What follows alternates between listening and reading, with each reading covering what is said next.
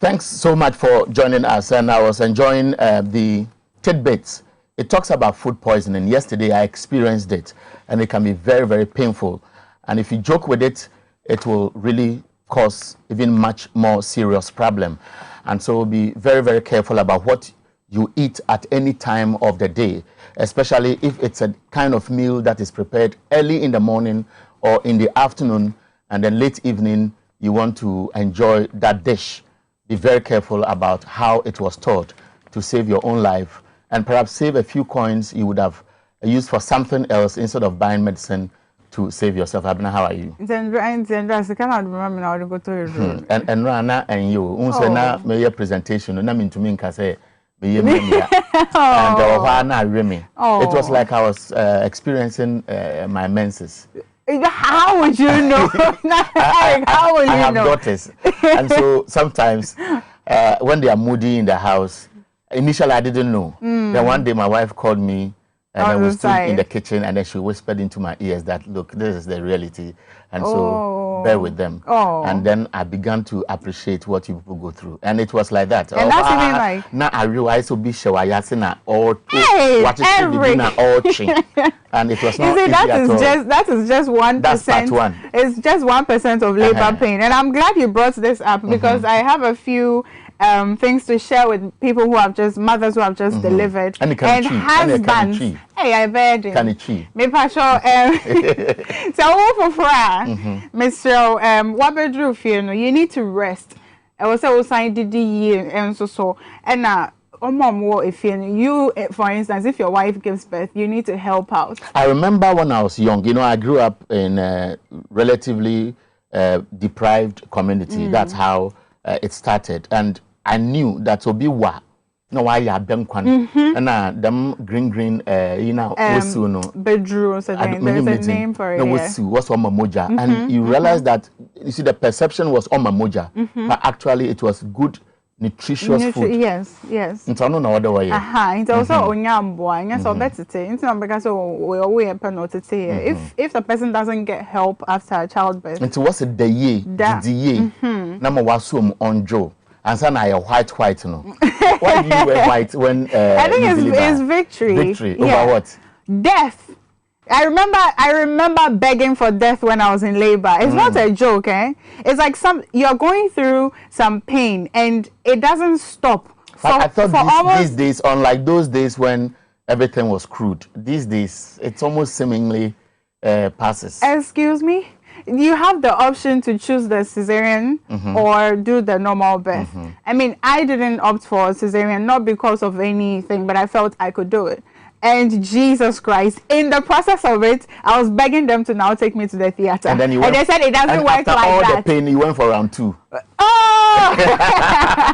Well, yesterday it was a day for Rastafarians. Yes, I don't have Rasta, but I joined them. I joined them. It was fun all over, and you can see in the courtroom, and they were just digging in their heels, and it was all over. So the court has ruled. Those of you who don't believe in go to court, go to court. At least yesterday, we realized the justice system works. I believe the Motown guys are angry with me this morning. I don't know how they are going to react. No, but you see, there's another aspect of it. The parents are very optimistic. They are bent on ensuring that the child gets the best of education, and they are saying that the child will go to Achimota school. The other leg is the conditioning of the teachers in the school who are so fixated with a tradition that has been outdated, moved on and on and on. You may use outdated. They may have their own principles in there. They must not isolate this child.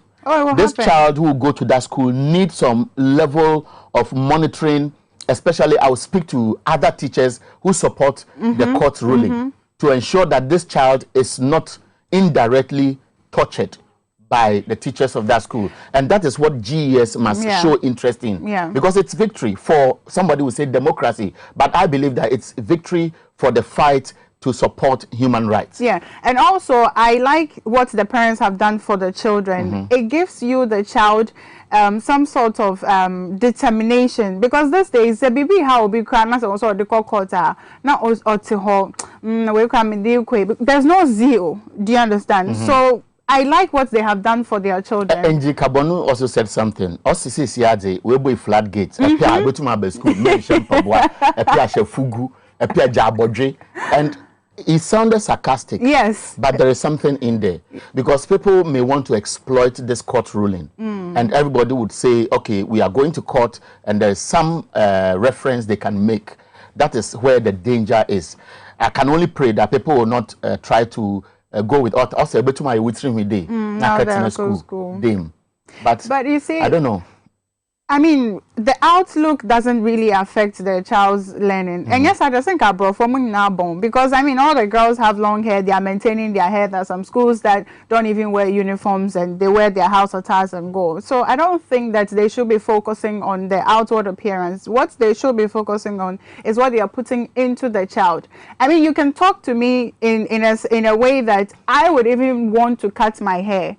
Do you understand? By not you necessarily forcing me to do it. So they should just devise other methods to get the children to, you know, bid their will. Like I say, a married member of the women have power, but they just don't know how to use it. It's the same way the school has power. They just need to find a way to use it. Yo, Marty, you know, I attended a PTA meeting over the weekend, and the chief executive of the school said that, look, when you braid the hair of the children, sometimes you add those, I don't know, friend, and them beats, you know. I don't know what they show colors or they show. Yeah, the ribbons. It's not ribbons. Which one? They are beads. More they show what they see when I ask beads.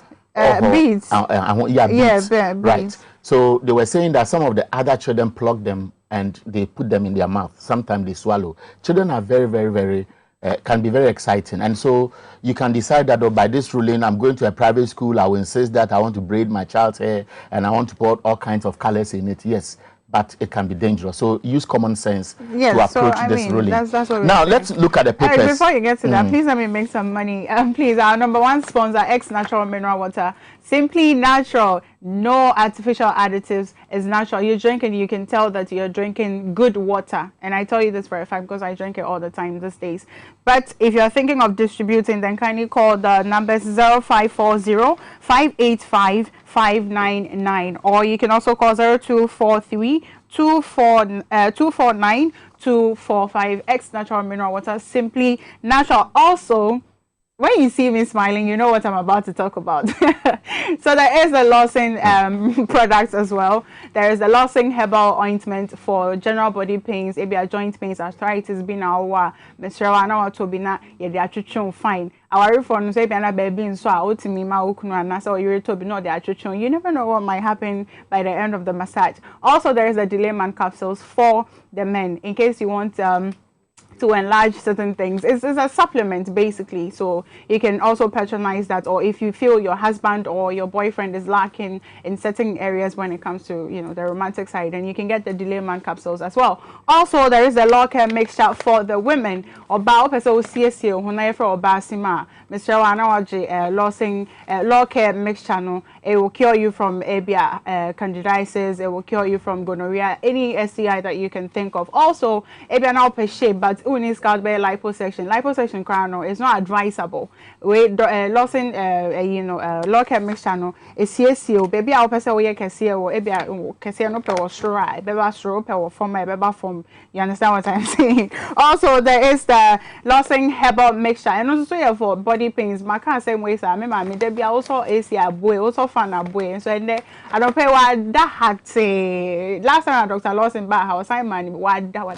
Usually when I wake up, my mother is already away. Sometimes on no crown a baby be a door because on Timinda, but on no me or status or no way, you know. Why you find to Michelle announce what you be if you want to maybe pharmacy and I say a drugstore person will then kindly go to Colinac Herbal, Misty Herbal, and I said Danny Herbal, Freddie Mays, Habmain, Apidank, Sewa Herbal Shop, Mampong, Drag Lane or Kainshi, and AA Men Santa Crade, and I say any leading herbal shops nationwide. And now you can call Dr. Lawson on 0242 133 577 or 0248-619999. The last but not the least is Black Secret makeup. Into Mr. Our person looking natural. Na fat nyama be yo hona as a food be now ma. Mr. Now Black Secret makeup is very affordable. and it would take you like 24 hours. Now I facial wipe, now they are wiping. When it doesn't just clear the makeup or black spots and I say be acne and also it's meboa where made in Ghana and yet made in China and I say baby made in Ghana acne no nya body acquire infant for a friend acquire and I don't know how you say it in Chi. I think so. So a drone or there to be now a disease you won't is it delay man capsule yes must be a share must be Eric made the hood that's it we do I thought I was an old man, but after trying it, I can tell you. You guys tell me that you're a young man. I tell you. Alright, so we'll take a quick break. When we come back, we'll take our newspaper headlines.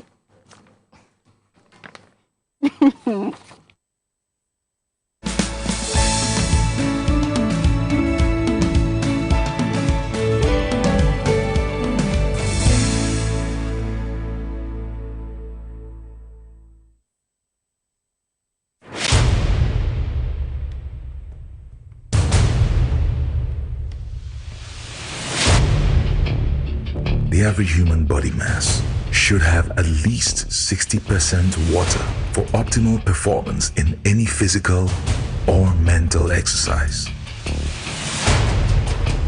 We can help you maintain it naturally.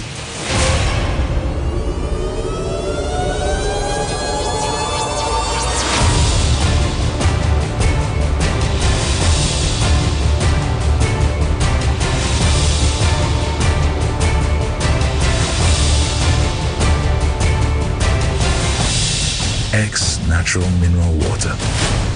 Simply natural.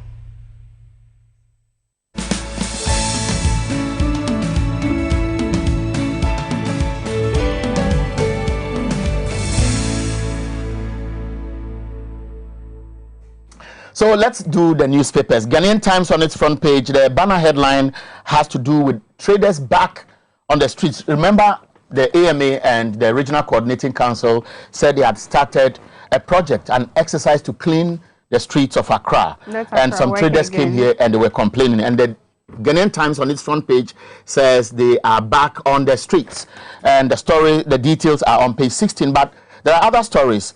VIP donates 300,000 to Krokoko Charities Foundation, and then NIA is beginning nationwide insurance issuance of Ghana cards from June 7. They are decentralizing their offices, and so every region will have their office, and all the districts in the country would also have NIA offices. They've set timelines for the distribution of ID cards already in their possession, but you don't have it. So if you don't have your ID card but has been you have been duly registered, just look for their office from the next few days and go for your card. And there is a date for the registration of all Ghanaians, including those who are 15 years and above, to go for their ID card. Now, the back page says menstrual hygiene management plan launched in Accra. So that's on the back page of the Ghanaian Times newspaper. Right, now do the Daily Graphic. The bonus story has to do with encroachment derailing the railway development. Now this is the state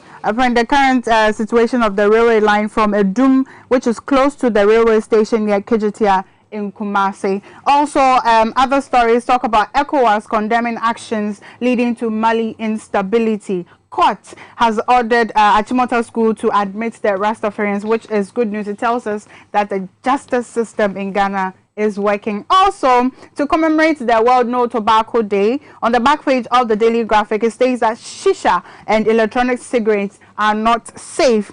Now, a sad story here talks about a man burying his disabled child alive. And this he did on the command of a prophetess who is on the run and being looked for by the police. Okay, so let me run you through two more papers. It's almost time for news. The Business and Financial Times, that's the front page. I'll just read one of the banner headlines. It talks about Bank of Ghana swerving market with 100 basis cut in the policy rate. Now it's 13 0.5%, and this is the first in about 13 months when the bank actually repeated it.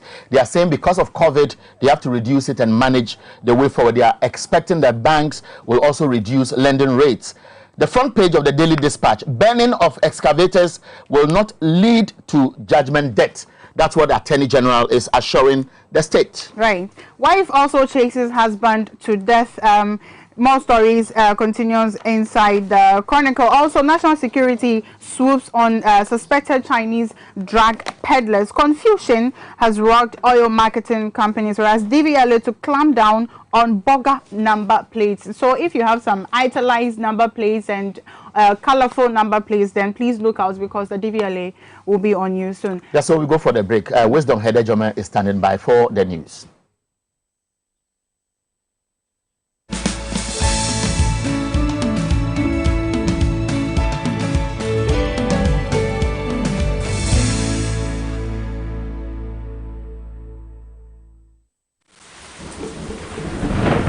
Peace of mind is very essential in your journey to success. For Akwesi Papa, peace of mind means having a proper covering over his family. Literally. For Araba, aka Injection Mama, it's about having the funds to complete her advanced nursing course. And as for Corporal Odami, it's as simple as reporting on time for his shifts. Sometimes all you need is a simple push. At Needs Microfinance, we have tailor-made loan packages for salaried workers under the Controller General's Department. With the low interest rate and quick wahala-free process, you are guaranteed of a timely solution to get back that peace of mind, literally in 30 minutes.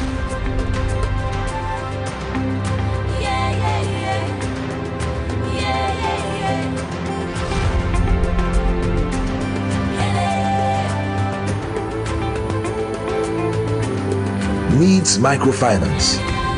Growing with you.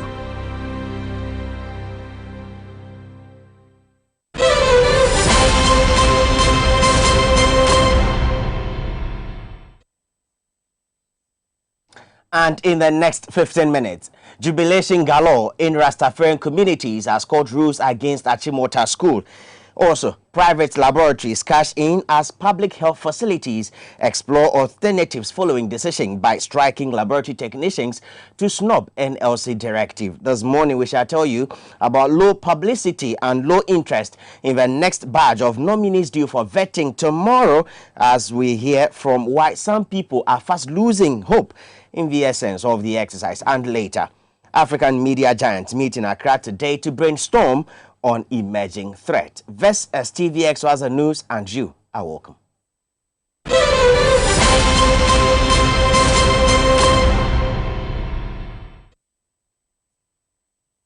My name is Wisdom Hedejome. Many thanks for your company this morning as we begin a new month. Well, let's begin with what could have now ended the controversy over the decision to deny two Rastafarian students into one of Ghana's premier school, Achimota School. Now, an Accra High Court ordered authorities to admit the students who were denied admission for refusing to cut their dreadlocks. Now, it was jubilation galore as the Human Rights Division of the Accra High Court yesterday ruled in favor of the Rastafarian community. Now, 2 months ago, the refusal of the student admission generated national debate. The Ghana Education Service, which was asked to step in, failed its obligation, which empowered the Old Students Association and the school PTA to call the bluff of the ministry. Now, Tyrone Iras Magai and Oheneba Kwekun Krabia subsequently sued the school's Board of Governors, the Minister for Education, Ghana Education Service, and the Attorney General to enforce their fundamental human right. Well, we still stay on issues relating to education, and Professor Nana Jane Opoku Ajiman, who has headed the sector before under John Dramani Mohammed's administration, has warned that government defiant posture, in spite of the public outcry over failing standards and the poor implementation of the free senior high school policy, is dangerous. Here is a report. The renewed debate over poor implementation of the free SHS program and falling standards in terms of quality was triggered by angry parents who have been calling into radio and TV programs. It's an open secret that schools authorities are reluctant to voice out for fear of intimidation of punishment under the guise of transfers. But it appears the patients can no longer hold. Teachers are sick and tired of the austerity measures being meted out to us. You see, we cannot continue remain silent when all of us here, including, it's unfortunate, our directors, are aware that all is not well. But we are pretending to presume that, oh, we shall overcome. All is not well. We have to admit. But there are no indications yet. Government acknowledges the threat and ready to open up for dialogue.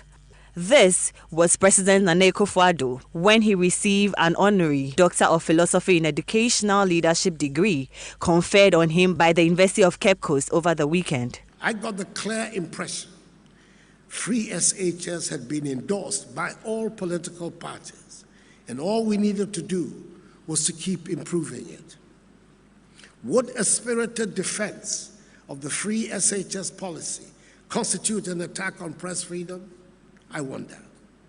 It cannot be that everyone has a right of reply except members of the government and officialdom. Former Minister of Education, Professor Nana Jane Opoku-Agyeman, who has joined the public debate, however, disagrees. She says the time for dialogue is now. I've been asking myself, where are all these voices coming from now? I know some have spoken. I know some have paid the ultimate price of dismissal, transfer, a whole lot of harassment. But the voices are now being amplified. And all these other voices have also been in the system all the time. A lot of them working very closely and even implementing. They are the ones telling us there are no textbooks. Okay, so if now they are talking, I think it's good. But I'd like to believe that they are speaking for themselves and for others. If government keeps insisting that they don't have a problem, then their calls for review may not end where it should be. You are starting something new. You can't assume you are not going to have any challenges. You can't assume what you put on paper the first day is cast in stone. You are going to look at the situation, you are going to closely monitor the implementation, and you are not going to wait till things come to a head, because the problems will start coming. And who will tell you what's wrong? It's not the minister. It will be the headmaster. So the headmaster must have the space to tell you what it is, because he is the manager on the ground. Now, private medical laboratories are cashing in following the decision by lab technicians to snub the directive by the National Labour Commission to end their strike. Now, the decision may have been influenced by the subtle support by the Ghana Medical Association, which has served notice it may not accept result not approved by lab scientists. I visited some facilities ahead of today's crunch meeting with the NLC, and in the following report, there is more. The strike, triggered by an impasse at the Konfanochi Teaching Hospital over the posting of 2 medical specialists, was escalated last Friday. Last Friday, the National Labour Commission, which has scheduled an emergency meeting tomorrow to address the issue, directed the laboratory scientists to return to work or risk dismissals. But that seems to have provoked some stakeholders. The Ghana Medical Association has served notice it may be forced to reject laboratory results without authorization by qualified laboratory physicians if management of Kolebu and Konfanochi teaching hospitals do not immediately reverse the posting of all laboratory physicians forced out of their workplaces. In the following report, you will notice the strike is biting some of the public facilities here in Accra, including Kolebu and Adabraka Polyclinics, as well as the Kolebu Central Laboratory, forcing them to explore alternatives. This would have been the lab of the hospital on a normal day. And this structure, as you can see, has this danger, which is indicating that they are not working. That is the indication. For now, if you want to do your test, it means that you'd have to pay a little more because the hospital has procured the services of a private laboratory scientist. And that is the situation here at the Adabraka Polyclinic. We spoke with one of the nearby labs that is not far off from this place, and we spoke with them to come and help to plug the gap. And so the situation is not different at the Kolebu Polyclinic. The staff there are not working. The lab is under lock and key. And here at the Kolebu Central Lab, it is still the same. You can see that the red bands are everywhere. Officials here at the lab are not working. Almost me blood lab me no test. Ni moja ni Johnson. Me ba doctor ni ba o kan so mo cause strike nti mo nye djuma. Nti fa na ofiba. Me fi still reason na ba ha no. They say they are on strike, so I don't know what to do. They say they are on strike, but I should do this test before the surgery on Wednesday. You are going to undertake a surgery on Wednesday, and you need the test result before Wednesday. Yes, be so. But I came here, they said they are on strike, so they are not working. My mom here is suffering from liver cancer, and we were asked to come for a lab here. We came here Friday, and they told us they are on strike. So we decided to come and check if they are in, and as we came, they are still not in. So that's why we are here. So that means we have to find somewhere to go and do it. Well, not all public health facilities have joined the strike declared by the lab technicians, but their fears it may escalate if immediate steps are not taken to address the demands on the table. Now, medical superintendent in charge of the Adabraka Polyclinic, Dr. Razak Kwao, tells TVXYZ News independent and dependent on private services providers cannot be sustained. Adabraka Polyclinic, an NHIS accredited facility, is one of the busiest in Accra because of its proximity to communities in the heart of the national capital, including Labadi, following the demolition of the General Hospital for the construction of a new one. The hospital has been hit by the strike declared by laboratory physicians, but authorities say the crisis is not as dire. TVXYZ News learned during a visit that a private laboratory service provider has been contracted to run tests on samples. Dr. Abdul Razak Kwao, medical superintendent in charge of Adabraka Polyclinic, says while that has eased the pressure, the National Labour Commission must speed up its intervention to resolve the impasse. We will appeal to them to come back, as the NLC has said. And I think the only way out now is for dialogue. So both parties should sit and dialogue and then come to an amicable solution. They are a very important part of the team here, and we will need them back for work to flow smoothly. Well, let's turn attention to some other stories, and the euphoria associated with vetting of ministerial nominees seems to have vanished ahead of deputy ministers lined up for the exercise beginning tomorrow. Now, the development follows public disappointment in how the appointment committee and parliament as a whole handled those who appeared earlier this year. Public interest in the upcoming vetting of deputy ministerial nominees is low compared to the euphoria 3 months ago when substantive ministers appeared before the Appointments Committee of Parliament. Of the 40 nominees, former Deputy Finance Minister Charles Sedubuahene, who is the first to face the committee, shall become Minister of State at the Finance Ministry if approved. According to the list, the Energy, Local Government and Trade Ministries have 3 designated deputies each. That means 9 appointees shall be deputizing for the 3 ministries. 16 other deputy nominees are heading to the Ministries of Foreign Affairs, Attorney General, Agric, Education, Health, Transport, Lands and Natural Resources. That means these portfolios shall have 2 deputies each. According to Parliament schedule, Benito Osubio, who is heading to the Ministry of Lands, Augustine Collins-Ntim and Osei Bonsu Amwa, both deputy ministers designate for local government, shall also go through their vetting tomorrow. On Thursday, June 4, Deputy Minister Designate for Energy, William Oreku Aidu, Abena Osei Asare, who is heading to the Ministry of Finance, and Deputy Minister Designate for Agric, Yafrimpong Aidu, and Kweku Asante Boateng, who is also Deputy Nominee for the Railway Ministry, shall also take their turn. The last batch of nominees scheduled for grilling this week include Ama Poma Boateng, who is heading to the Ministry of Communication, Kweku Amprechum Sapong, Foreign Affairs, while Nana Dokuya Siama Ejei shall become Deputy Minister for Trade if she goes through the vetting process successfully, and Moses Enim, who is the Deputy Minister Designate for Fisheries.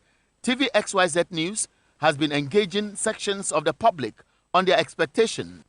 I strongly believe that they will all go through. For the deputy, no, but for the main ministers, that one they are followed throughout. But for the deputy, but I'm expecting Okwekumante to go through. As they are the people who are vetting them, and the public have not given cost for any of them to be changed, and the vetting committee too, after questioning them, they are able to express themselves. They also will not find anything to say that someone should get out. So I see no reason why any of them should get out. Meanwhile, MP for Techiman South, Martin Ejei Mensah Kosa, whose seat NDC believes was stolen by the EC for him, is expected to appear before the Appointments Committee next Friday, June 11, while MP for Sekondi Ejapa Mensah, whose name surfaced in the fraudulent Ejapa deal, will appear on Monday, June 7, for vetting as Deputy Minister Designate for the Energy Ministry. TV XYZ News will keep you updated. And the vetting will end in 2 weeks' time. That's on June 15, 2021. And the exercise will begin at 10 a.m. each day. And that's all time will allow for this morning's edition of News in Brief or Morning Update. Please log on to myxyzonline.com for more news stories. I am Wisdom Hedejome. Good morning.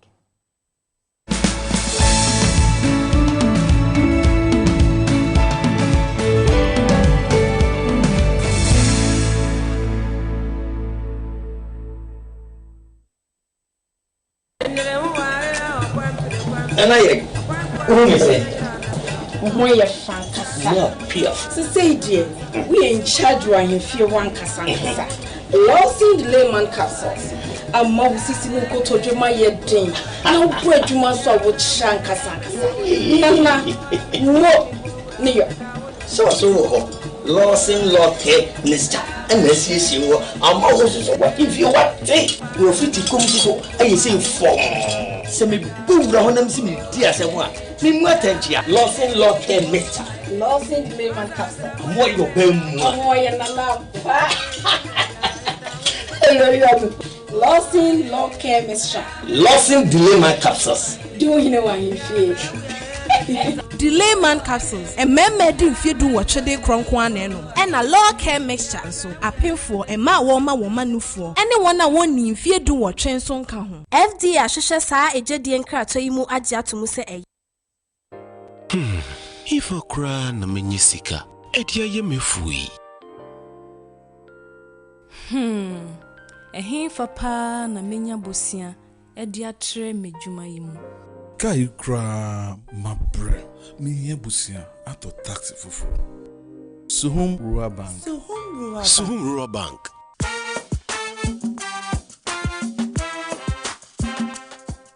Yema mwakwa baba Suhum Rural Bank. Ye won hyehyɛ ahodo bi te sɛ dwadifo abosia, ekokro bosia, susu account.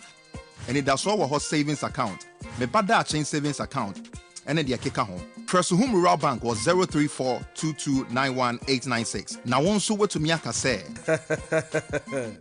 Suhum Rural Bank ama ene mayeka una. Suhum Rural Bank enti me pa minie. Me damwase. Suhum Rural Bank, growing our heritage.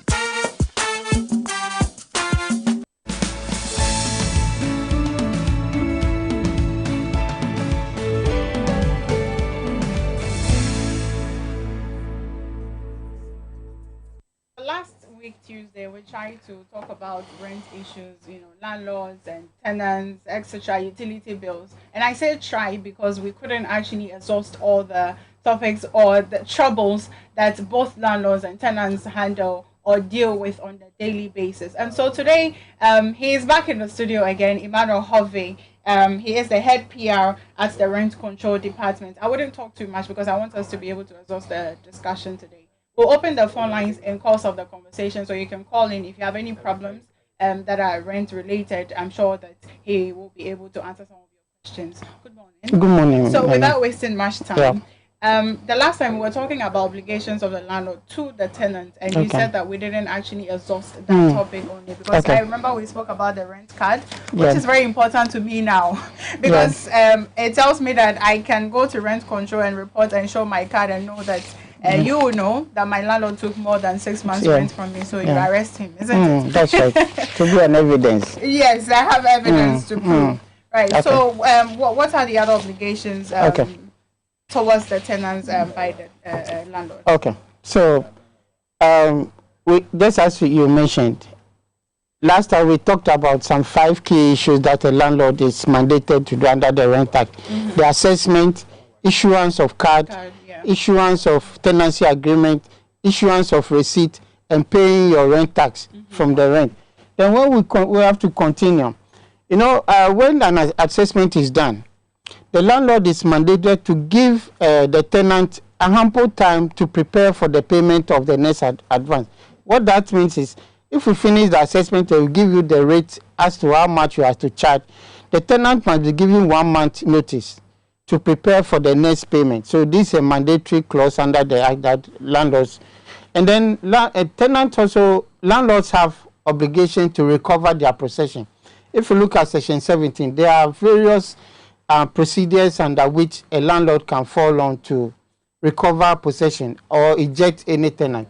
The first thing we have there is when you, the tenant, owes the landlord a month's rent. So as a tenant, you don't have the right to owe your landlord a month's rent. If that is done, the landlord has to come to the rent control and apply for what we call order of eviction. But the landlord has no right to forcefully eject that tenant. Right. If an offense is committed, you march or you come to the rent control department or you go to the magistrate, lay down your grievances, we will invite the tenant, do an investigation, and if what you come to tell us is true, we will order the tenant out of your premises. Right. Just quickly touch on the 6 months rent advance. The law does not mandate you as a landlord to take more than 6 months rent advance. You can sign an agreement for more than the 6 months, 1 year, 2 years and above. But when it comes to payment, the law mandates you under Section 25(5) of the Rent Act to take a maximum of 6 months rent. Then you are also required by the Act to declare any vacant premises, because as I mentioned last time, we have 2 registers at our offices, the vacant premise register and then the prospective tenant register. So if you have a vacant premises, you register with us, we put it in our database so that we can also satisfy those prospective tenants who are roaming looking for an accommodation. Right. Then as a landlord, when you come before us and we demand any information, the law mandates you that you have to give it to us. Then quickly, the receipt, the rent card are all there. What is also very important is that as a landlord, you have no right to induce any tenant out of your premises. That inducement is under Section 26 of the Rent Act. And if you do that, it constitutes an offense of which you can go to prison for a maximum of 2 years or a fine of a maximum of 6 months. So these are some of the obligations, these are some of the rights and responsibilities that a landlord are mandated to follow. Now let's talk about the tenants. So it won't look as if we've put the landlords on the chopping board. So the tenants, what are the obligations of the tenants also to the landlord and even to his neighbors as well? Okay. So first thing is that, just as I mentioned, if you live in somebody's premises and you feel that the rent you are paying is at the higher side, the law gives you that authority or that leeway for you to apply for what we call the assessment. So you can apply for the assessment. We do the assessment. We give certificate to both you, the tenant, and then the landlord, which the landlord is obliged to comply. Right. And then when you move into somebody's premises and there's a written agreement that you can renovate or improve on somebody's premises, and during the course of the period or during the course of your tenancy, something happens that you have to move out from the premises, the law gives that path that you should be compensated. So the compensation will not be determined by you, the tenant, nor the landlord. Not to cut you or confuse you, but can we mix it? Because I want everybody to benefit from the conversation. So if we can mix the tree also, it would help me a lot. Okay. So and the next issue is that when you come before the rent control officer and even the rent magistrate, and adjudication is made and you are not satisfied, you cannot abhor that in you. You can go as far as to the Supreme Court for your case to be heard. And just as I mentioned, when an assessment has been done, you have the right to be given a 1-month clear notice for you to prepare as a tenant. As a tenant again, you have the right to sublet your premises. So, intimate me the meme dying ama obi. Ube to me the u dying ama obi. Before obey sano, I say who the landlord don't trust it. Na mo share agreement. Na landlord don't jin to me. Say landlord na jin to me dia. Who ni kwan say ube to me ayesa. But ojituma ube to me ama obi abetina baby awo no. Ana say 2-bedroom ube to me the back one more obi. Okay. So we yes Sikana, because what you are advancing that Sikano beba one kasawo. But Saka 3 months and now 4 months. Emranu ma kwan say ubeji more than your required tenancy na kano. So 3 months na kana. Ese would rent na would more bino. Ese fully within the 3 months. So would extra 3 months in there. And you work committee an offense. Okay. Nieto subi onu say. So would edanuma obi wia. Nia landlord na jatumu.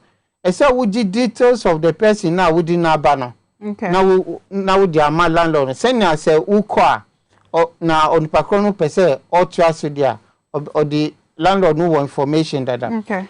The bill also say, 6 months, no, you right. As a tenant say, you should insist on it. Because a man landlord no can say, on more than 6 months for it is all just 6 months now because a man see, ma on bisa.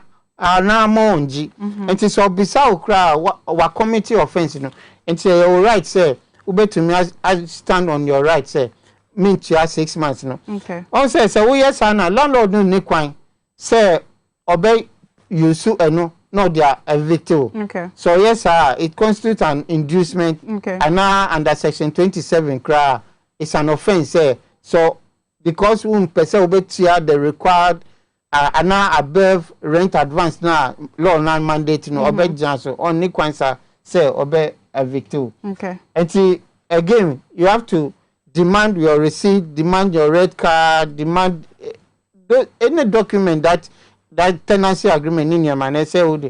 And the last point now woman say as a tenant no you don't have the right to cause nuisance and annoyance. You don't have the right to use somebody's premises for immoral and illegal purposes. Okay. So these are serious offenses. Say landlord no beba rent control. Now I be report to say investigation you na ye who say ni awu ye no dia and tubra and na enfamra no inantia. Ye be odawo na wa free.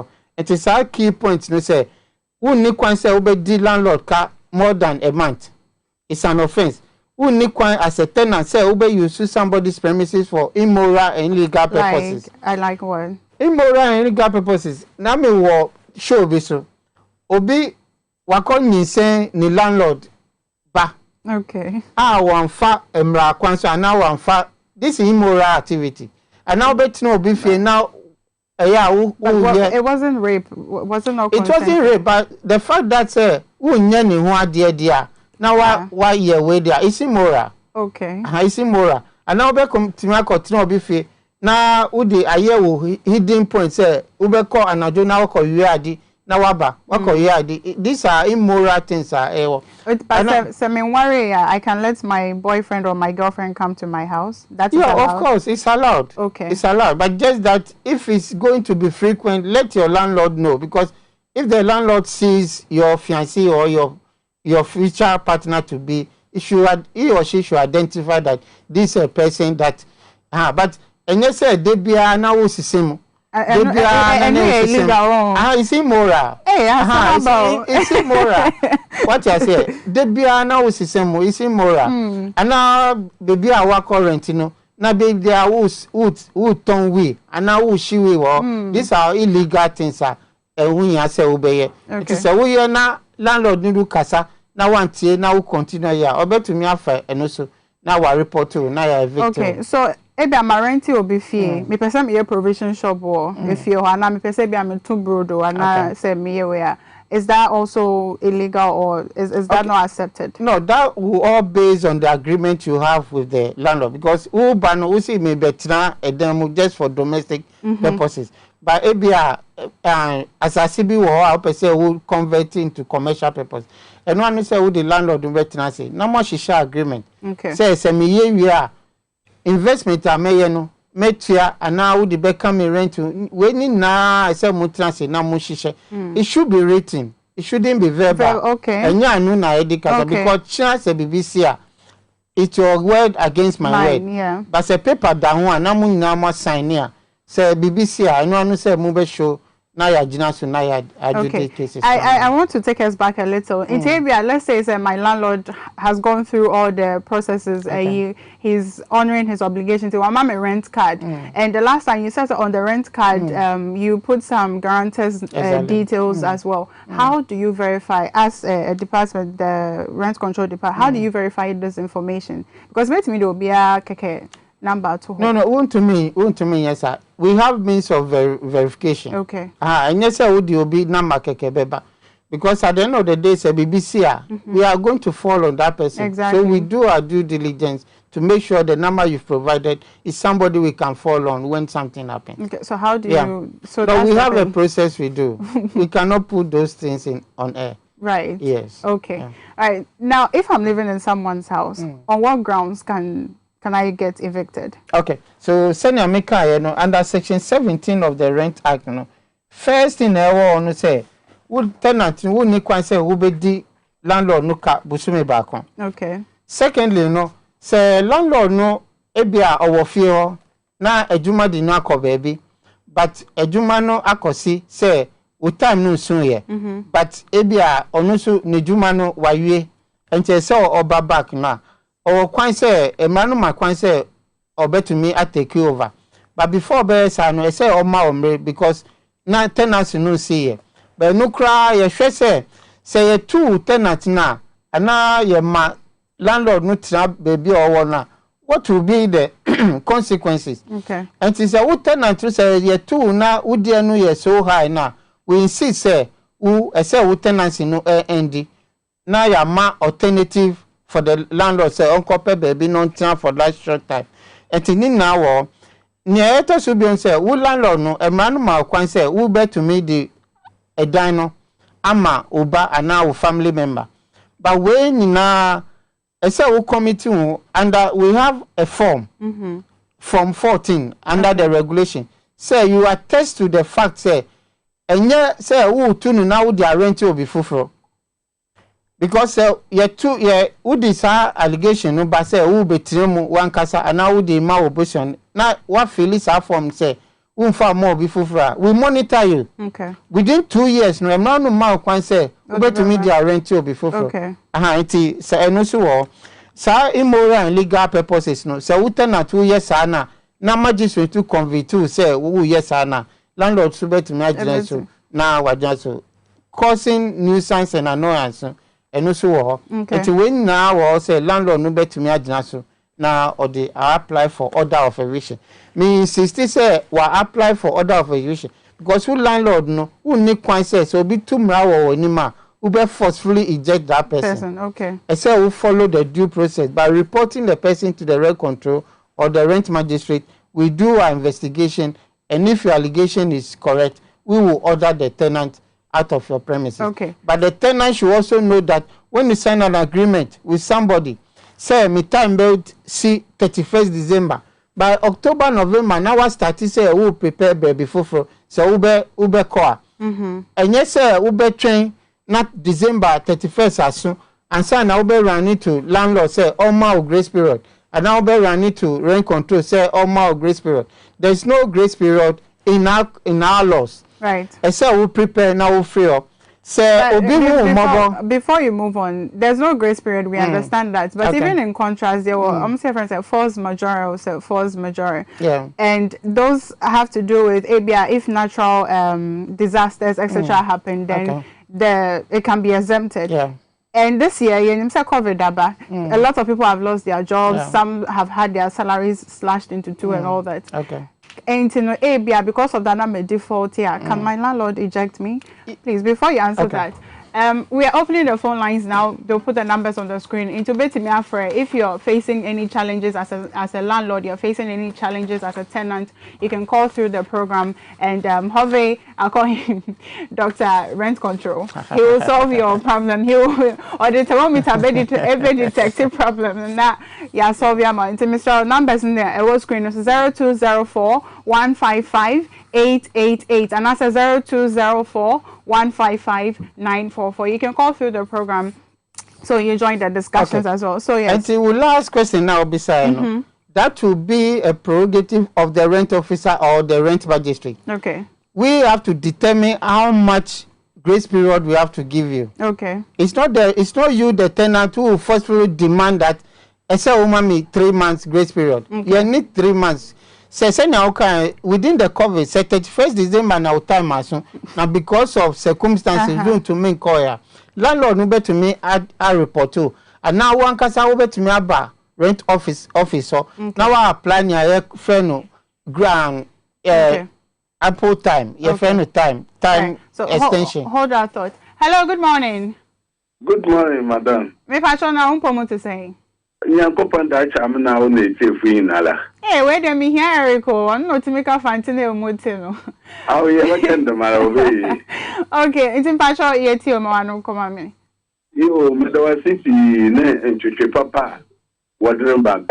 In fact, Nkofuti, when the Kanka can from Ewa. Nkofuti, we name them in Sumner, Papa Orkan. Marcus will be what I cried. Obi tell me feel good 2 years in the water cup. Oh. Well, I can't. No idea. Me too. No go for the one number. No poach. No let you man yet. No way you man ya. Tell my papa before I went there. Yaman koyeno. I didn't know day. Into your one yammer be one. Mrano wants to send and no one yet be fufra. Matter. Intino kakano bi aseso bi ne yama togu pado oye bufu sem enwa e bi atesine dan wa bre no good 2 years entia emi yama be wa tembia wa mbra do no won chechere na nkofo hu mda sipi me answer that so na bin sure. Hello, hi, can you hear me? Hello, can you hear me? Okay, I think we've lost that one. And see, when no baby say no, what does he do? Because as a homo panicho, and when he brings it to rent control, what advice would you give to him? Okay, so the law, we apply the law. The law says that you, the tenant, you are not supposed to owe your landlord more than a month's rent. So you've committed an offense already. So we'll insist on the law and then evict you. All right. We'll insist on the law and evict you. Hello, good morning. Hello, good morning. Mpachona umpomo to say. Mpacho mpomo ye pa. Yeah, then Mr. Obodi mami why any baby I will free na mam sabi. Mpacho ye femi George me free la pa. Okay, Mpacho ma wanonko. Mpacho ye face similar problem. Okay.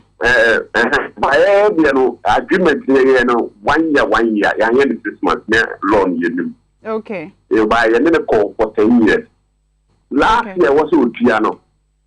Well, 2020 will be 2021. 2021, May there was up to now to try. So, besides, them say, your whole quantity is too nana. Okay. That's Obeyano, why? But for you. Yeah. So, okay. And Nana George, assembly say, what default to, but I know will write, say, Ubetuno. Okay. Who need one say Ubetuno? Report to my rent control officer no. You be investigation no. You na be man order no. Now I feel if you na magistrate no be man order. But would landlord no who need one say ube force say ube to okay. So let's say I'm living in the house. Okay. Yeah. Before I come to that. Hello, good morning. morning. Pastor, your friend saying now because of free. But your friend Lord Gaddafi is careful that some of the Kuma West. Yo. Only school electoral area. Okay. Gaddafi Pastor mo anong koma mi why? Hello Gaddafi. Yes, but you was up with the media machine. Only say then that now with the ya from the I am this but that's any say some who was 1 year on the other down back to but consider we enjoy the first of the year. It's Papa no can be now among them some can be some no would be a very high. Okay. Yeah, that's it. At a horn, yes, you know, a man say more due more than a month. Okay. And it's a one only mobile for a year, and there is between you, but say, why you fed up there? Brian control now call magistrate. Hello, good morning. Good morning. Me Pacho, your friends and all are free. Friendly, I do think my favorite was second. Okay, Pacho, I don't come on me why. Good morning. Good morning. Friendly, I do think my favorite second. Okay, Pacho, I don't come on. I know I'm out. Uneso kakra mami why. Pacho, the piano music, the music, the music, Pacho, ma uneso kakra mami why. Pacho, the piano music, a station, and this piano music, was to buy and how kakra is. If I tell the piano maybe a station, I said, maybe a station, I said, maybe I'm a minister who said, I'm going to do. Then Pacho, yeah, then I know, missing the landlord by a dance, no. Also, we go a bar of a high down. You move the baby service because I know down or I doubt this year. Send your man to me at the end. When you find a power, you say, on the pay, I didn't or yam or do on mobile found to alcohol rent control. Now, I'm glad you are not that teacher. Now, they didn't do for that no man. Until you say, Nipa, we be hired. One animal made me fast to me at the answer of the we play power and not 20. You see, me, you don't be my cry, and I'm you. Dan put 3 and be here. Rose Dan was a driver. You should not have on motion. You think there. Man now so open every day. We clip and make up a mobile to. Why is the woman many people knows to call and never see you why a word done now or near the tree from China. When you go send me a bear taking the man. Yes, I mean, yes, I will require what I'm I mean, paper movie. Okay, Pacho, yeah, that's it. Over Casa no Kaka. Hello, before you come to that. Hello, good morning. Hello, good morning. Okay, I think I lost him. Okay. There's another one in front of me. Hello, good morning. Hello, good morning. Me Pacho, your first and all Casa free. My Pacho, me didn't be carried. Me Casa free so in the water region. Okay, Pacho, ma don't come at me why. Okay. Me Pacho, my question is the brave. I'm person me busa papa no. Your Pacho, na why? The kind. Me person busa fair. Say, who would die now the marriage as landlord? Who would die as landlord? Me Pacho say, obviously the amount 1 month, and I say, me rent, and I say, I'll say 1 year, 6 months, and I send agreement in it here. Okay. Pacho, before I went to ask, lower our TV sets in the mammy, why? Mean feedback. The person you know so, say tenancy agreement.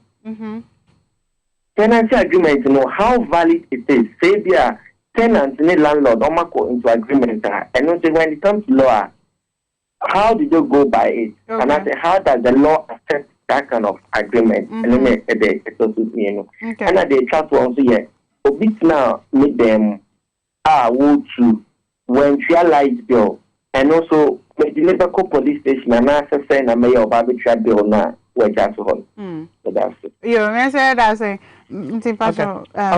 answer. Near the ofine where register your office no call shake be ake o call chumba rent ke chun aban obato credible tenant neighbor eba yimiabo o ka shegbe mra chon ake kemo ko ba yin ohia na ehien bo na eba ni na le sanation le na kan pepepe ehabo na nation no ke no fair documentation ojogba no ani wonye what trace alo ko keleba wonye what trace na kan tenant no ko tun ha moko oba fair documentation ojogba ko ni na kan guarantee na ma what insist on it but no fair ke jofo idenche oba na boko ni what join no ni wo woni na share otun alo shika no yabo. Okay. The tenancy agreement, as we said, can be above 6 months. It can be 1 year, 2 years and above. But it should be stated in the tenancy agreement the mode of payment. Okay. It can be monthly, it can be a block of 6 months maximum. So if you sign an agreement with somebody for 5 years, just as I said, you can agree to take monthly rent or a block of 6 months rent. You shouldn't exceed the 6 months maximum. Okay. And the light bill issue, if the person has run away and you can trace the location, come to the rent control department. We'll pass the legal way and then we can retrieve. Okay. Because electricity and water bills are not your money. Right. It's for the government. Yeah. So the person has to be forced to pay for. Well, yeah. I wish there was more time for us to continue, but as time would have it, we don't have a lot of time. But we'll try again to bring him another time and exhaust the conversation. And then there's a landlord's new kind of tenants, and then I'm come side. All right, so we're talking to Emmanuel Hove. He is the head PR at the Rent Control Department. I call him Dr. Rent. And also, my name is Nana Abnasewa. This, of course, has been the social segment on the morning update on TV Xyz, proudly brought to you by X Natural Mineral Water, simply natural, and of course Black Secret Makeup makes you natural all the time. Again, the other brand is the Lawson Herbal brands, and so you can get that as well and stay healthy. Eric Anyanyo is on standby, and so please continue watching the show.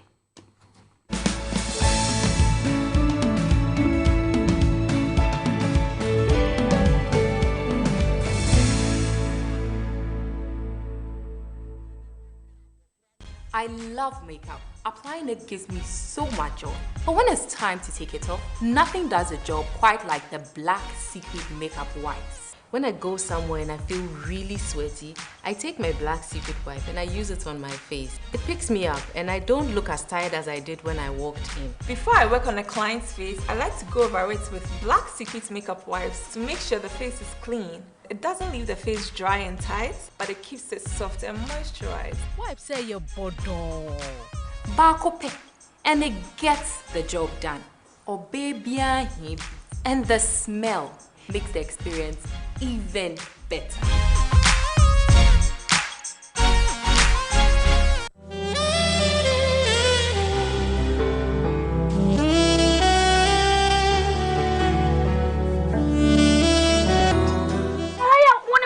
Tell me the tell me one what you say na me sa ko fa pani. Ai! Kwati adawrumo, me yonko kwati.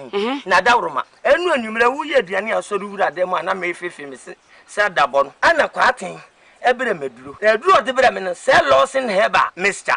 Na me sisi me pechi. Ani me ho na matwetwe me. Ani me chese madwonku, ani me sei. Na de na wonka me do futwa so. Empre ho enye no nko.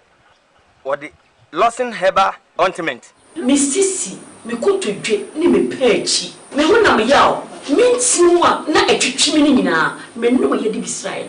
Eko me benefit komu yaw na ne ha no. Ono bie no. Eko na malaria ne die etuasie bekude. Lawson Herbal Clinic 0242 133 577. Enye ma pemfo, ema wo ma omanofo. Ene mofra wonya mfie dum. Lawson Herbal mixture.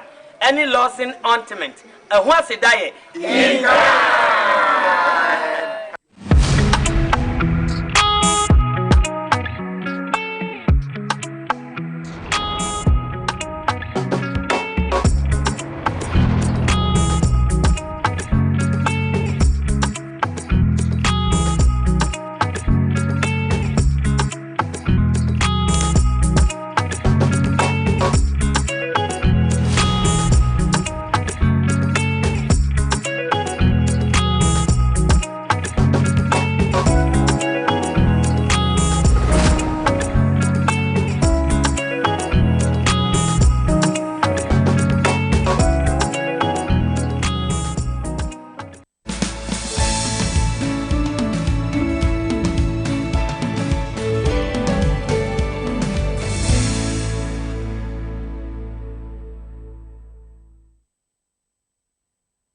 Welcome back. This is TV XYZ. So we talked about rent, and all of us are learning lessons. Lots of things in there that I never knew, but today I'm aware. And so if somebody has to live in my house, I know what to do.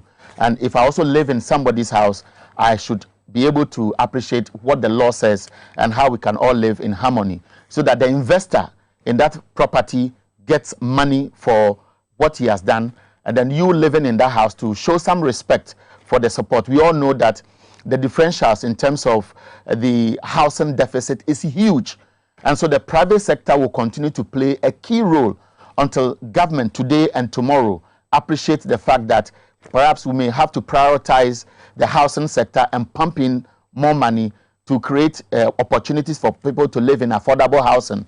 Then maybe this business of the landlord and those living in the facility will not have this business. But until then, let's go by the Rent Control Act as we learned from the PR. This morning, I'm in the studio with Joe Jackson, Dalex Finance. He's Director of Operations. We all know him. I don't need much to introduce him. Joe, you are welcome. Thank you. It's the first day of a new month. Sure. So we are looking forward with optimism. And this is my month. This is your birth month? Yes, birth month. Congratulations. And I'll be celebrating my birthday tomorrow. Wow. I'll do it on the quiet. Wow. Yes. Why on the quiet? On the quiet because I want to reflect on life. I don't want to go with the fanfare of having fun here and there. Yes. So that's how I want to do it. It's good to reflect, but it's also good to celebrate and give thanks, because whatever has happened, another year has been added to your life. Of course, that's good. Now, Joe, yesterday I believe that you monitored the court ruling. There was so much public interest because of the controversy around the decision by Achimota School, supported by the PTA, the old students, the GES, how do you call it, in and out in terms of the directive to the school and the U10, and what appeared to be a Ministry of Education which didn't know what to do. It was caught between pleasing all students and at the same time pleasing the complainants. And so it was seen in the middle. The school dared them to go to court. The court has ruled. Did you expect it? Are you satisfied as somebody sitting on the fence? I must say that I am surprised at the court ruling, because I thought the crux of the matter, the core of the matter was simply this: are dreadlocks an integral part of my religion, or they are a fashion choice? Now, if dreadlocks are an integral part of my religion, then the court ruling I can understand. And if you say that, for example, you can be a Rastafarian without having dreadlocks, then we can ask you not to come, that by telling you to remove your Rasta, you are not hurting your Rastafarian religion. Now, this was also because in Jamaica, a similar thing had been taken to court, and the court had ruled that Rastafarian the hair is not part of the religion. So, well, you can't take a Jamaican court ruling and bring it to Ghana. But I had assumed that similar arguments would be made. I must say it's very interesting, because on one hand, I do understand the student who says, just hold it. I know why. Because this conversation may appear a bit exciting when I return after this break.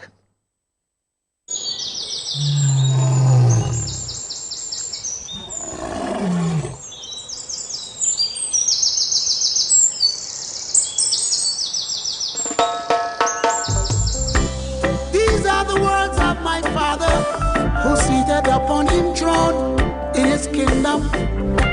Guidance and protection for Ryman, Jason of Africa, Africa, Africa.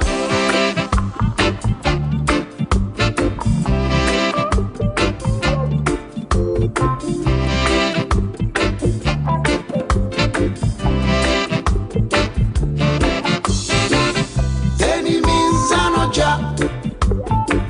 My enemies are not job.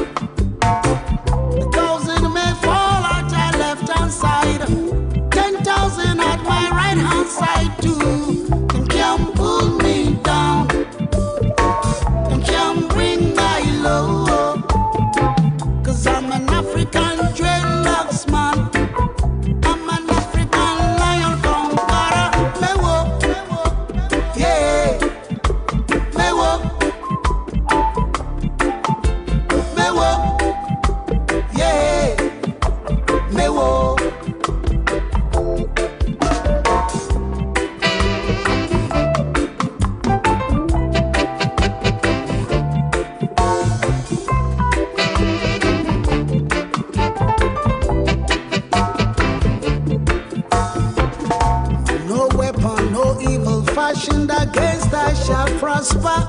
Yeah. I refute every tongue that accuses I in judgment. No. Jah is my light and my salvation. Whom shall I fear? Okay, so I am with the Rastafarians. Yesterday I spent time with them, and I'm still in a happy mood. Joe Jackson may have a different view. Joe, yes, on a serious note, you were in flight, and I had to stop briefly because I want to introduce this man, Edu Asare, former MP for Adenta, a former presidential staffer, looking splendid. Opposition here though, Charlie. He makes opposition look attractive. I tell you. Yeah, sometimes you talk as if opposition is like Mobrowa, but look at you. You see, no comment. Just stop there. If you know good things, it doesn't take whether you are in government or you are to determine that. It's okay. So, Joe, go ahead. Yes, I was talking about the court ruling and the fact that I was surprised because in Jamaica, and we talk about Jamaica because there's the Rastafarian the tradition came from Jamaica, and that there had been a court ruling in Jamaica that had said you don't have to have Rasta hair to be a Rastafarian. But obviously, things are slightly different here, and you can't take a what do you call it? A Jamaican ruling and come and dump it in this court. I don't think you can use that as a reference. But the most important thing is this: the court has ruled. And so we all have to take its ramifications as it is. Obviously, lawyers on both sides have argued.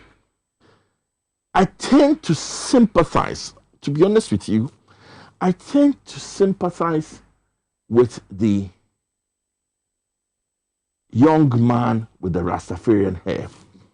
Because I think that over time, our schools are drifting from what is the core of discipline to the mechanics of discipline. Can you explain? Okay. Now, discipline, real discipline, involves in a lot of things timekeeping, in a lot of things keeping a proper outlook. Now, that outlook cannot be determined on whether my hair is short or long, especially when it ties in with my religion.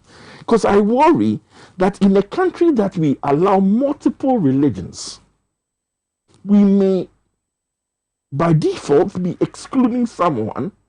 Because so what happens if today a Ghanaian says, I'm a Sikh, and wears a turban, and the Sikhs wear turbans? It's part of their religion. Does that mean that the Sikh cannot go to school? I'm a Christian. I know that whether I'm bald or haired, it doesn't change anything. But suppose my brother decides he's a Sikh. I may not agree with his being a Sikh, but I have to respect his decision, and I have to give him and his children the same chances as I'm giving to my children. So I sympathize. So let me ask a very controversial question, and maybe I'll throw that to Edu Asare, and when we come back, you may want to comment on it. There was a time when we were growing up, and somebody comes to school, is not wearing uniform. Yes, the right to go to school, but they will return you because Enshe school are terror. Does it play into this conversation? Because the court has decided we are looking at the right of the child, and that right, as we speak, is about the access to the facility. And so do we have then to go back to the GES and recommend that it should be free for all because people have all kinds of rights? Edu Asare.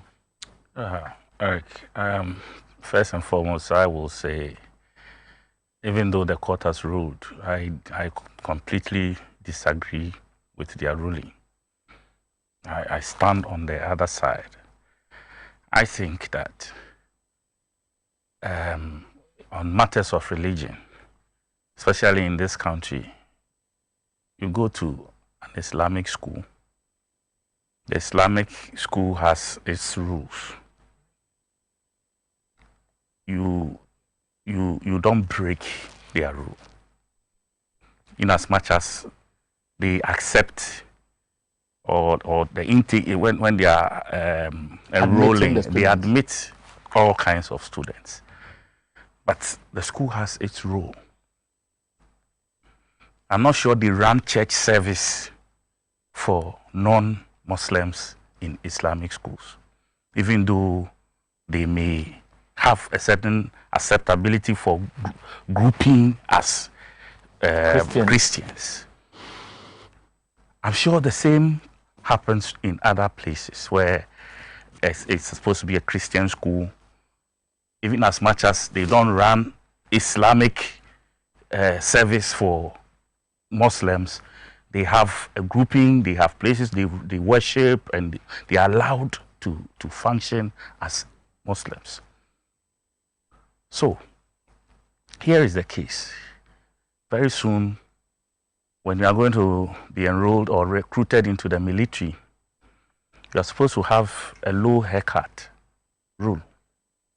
Very soon, the Human Rights Court is going to move there because somebody is going to appear with his dreadlocks and they will invoke this ruling that, yes, I want to wear my dreadlock and be a military man.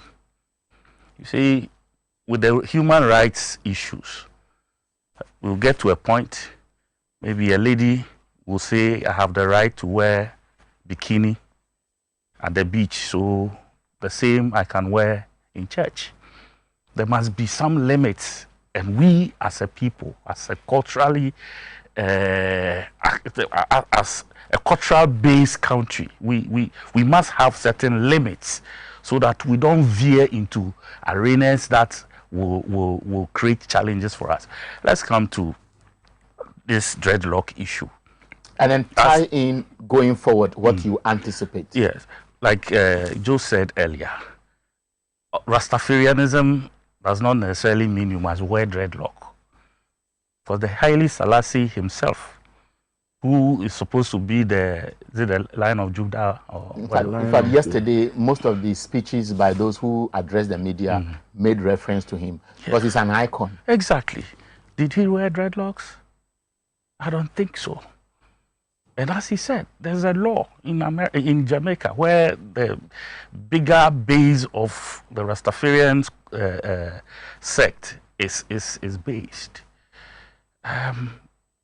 Even they did not, uphold such an issue. So for me, I think...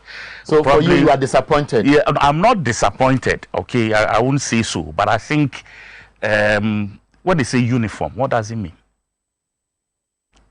When uniform, it does not relate to only dress. Yes, it is about uniform. The appearance. Once they see you, they must identify you as coming from XYZ. Simple. Okay, Joe. Just to wrap up on this conversation, because that's it. A ruling has been passed. The students will go to school. Yesterday, one of the parents said they are appealing to the school authorities not to extend the disappointment to the child by not giving him that space to freely learn. What would you advise? It's a tough one, and I will only give the advice after I've looked. If I knew the student a bit more, then I may be able to give better advice. But I'll put it this way. If there's somebody who's strong and doesn't care and can move, he can go back to the school. He appears so. Well, because yesterday he spoke. There's a facade and the word there's the real person. And I don't know enough to make a judgment. Okay, so just to give you that information, he spoke yesterday and he has been consistent. And he sounded very intelligent. He said, look, nobody won in this case. I had a dream to go to Achimota school. That dream was truncated along the line. I am happy there's been a ruling. And my prayer is that I'll go to that school and focus on learning and excel. And so for me, it was well couched, better presentation of his posturing. If he's a strong person like you described, by all means, go back to the school. If I have a child, the court may have given me space, but I may still ask myself that given the conflict between the school and my child, and the amount of media attention that has been focused on this child, is my child strong enough to go to school? That's why I said I can't give an answer without focusing on the child, because that's really your ward, your child, your dependent is the most important person. And sometimes you say, I would say you had this dream and it was truncated, but dreams can change. If you're strong enough, I say, go for it. It's been your dream. Let's go. But the most important thing is that that child should be monitored to make sure that they are really, truly blossoming and prospering and making the best out of the facilities that are available in the school. Okay, so now, sorry, you wanted to come in briefly? Yeah, but one other issue is is there any vacancy for him? That's one other question we should answer, because as to whether the court has ruled anyway, but as to whether the school still has vacancy to admit the... Is that not going to be... Yes, the school has closed admissions. The school knew very well that there was an unfinished business. And in my opinion, it would be very wrong for the school to say at this time that they moved on and therefore there is no space for him to be admitted. It is likely to be another controversy that must be addressed, but it's real. That comment is real. Right, so that's one. The second issue has to do with what Joe mentioned. This young man is going to face the world, not necessarily one school. The media attention is going to be on them. The first day in school, the media will go there. They were there this morning. So really a tough time and he doesn't need that kind of attention, especially when he's going to school to study. So as he said, if I were the parent, I wouldn't even push my ward through. We've won the case, okay, but to take the child through this tough environment, how the other students will react towards him and all of that. People will be turning their necks every now and then when he passes. Comments will be passed. People will tease them and all of that. I think he doesn't deserve all those. But okay, as he said, if he's strong enough with all of those things facing him and he still wants to go through, and the vacancy is there for the school to admit him, all the better. Okay, so let's move on to two topical issues. One has to do with the national debt. The Bank of Ghana addressed the media yesterday, and then they said it has shot up from 291 billion thereabout to almost $305 billion. The controversy is when it was 291 point something billion, the debt to GDP ratio was about 76.1, according to what government presented before Parliament in the 2021 budget. But the Bank of Ghana Governor, Dr. Ernest Addison, says in spite of the 13 billion or so which has been added between January and March this year, the debt to GDP ratio is going to reduce to 70.2%, but he has tied it to the end of 2021. There is a controversy there.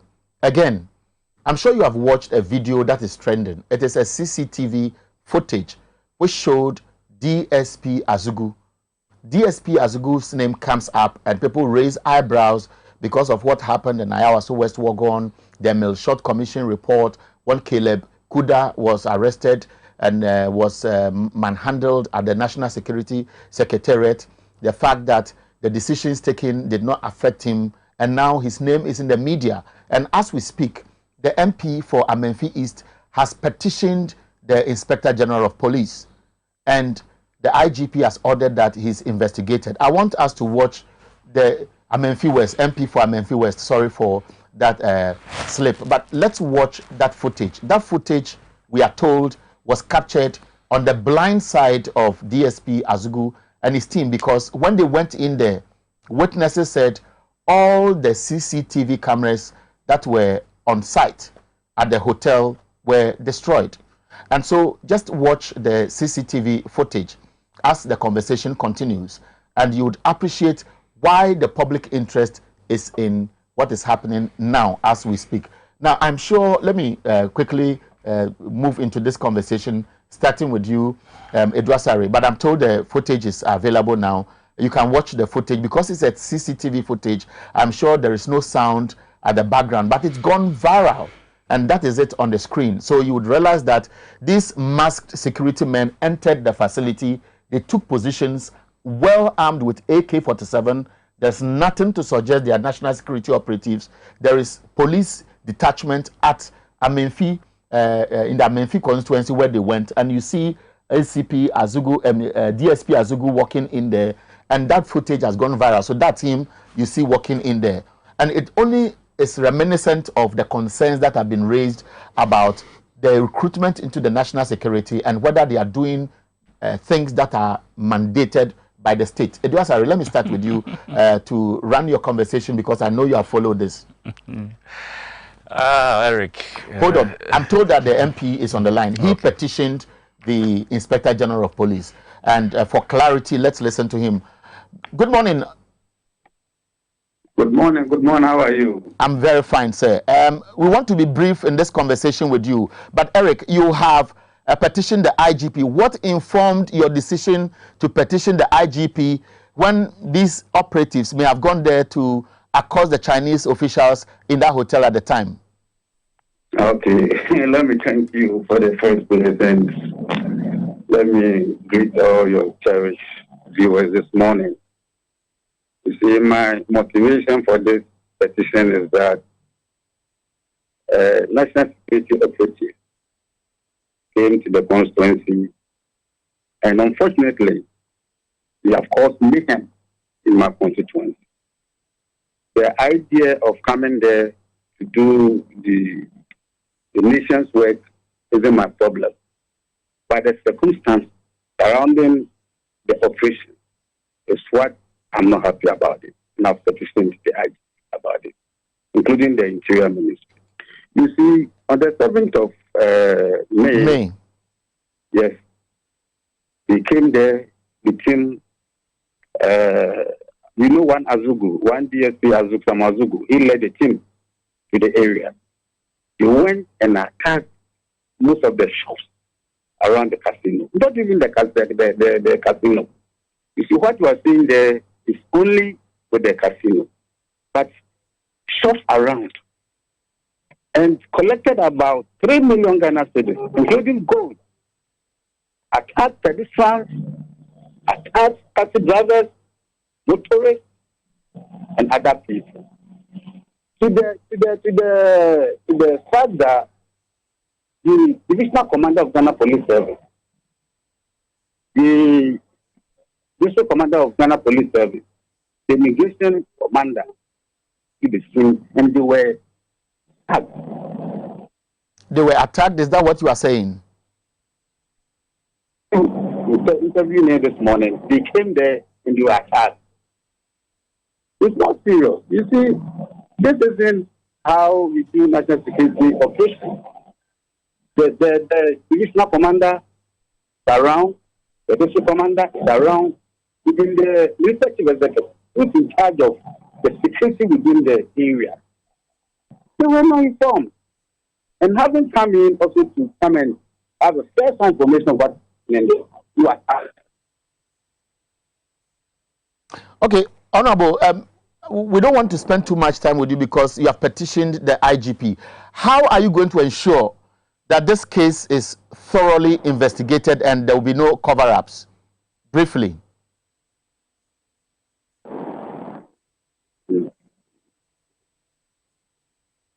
Hello? Yeah, I can hear you. I don't know if you heard my question, but I was asking to be brief, maybe in a minute.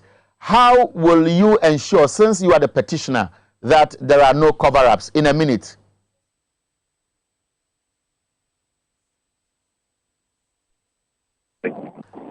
Hello?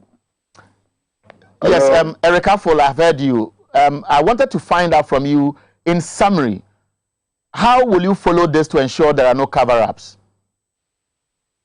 A lot of things are being done now. petitioned the IGP and the Interior Ministry, and I'm also looking on to them to give me a reply. See, I've demanded 3 things. One, who sent them? The money that they took on the gold, where are they? And why they attack the community? Okay. So I'll make sure that I'll follow up and make sure that everything will come out so that Ghanaians and everybody in this country will see the light of the day. Thank you very much. So Eric Affol is the MP for Amenfi West, and we have the details now. And we assume that still investigations are continuing.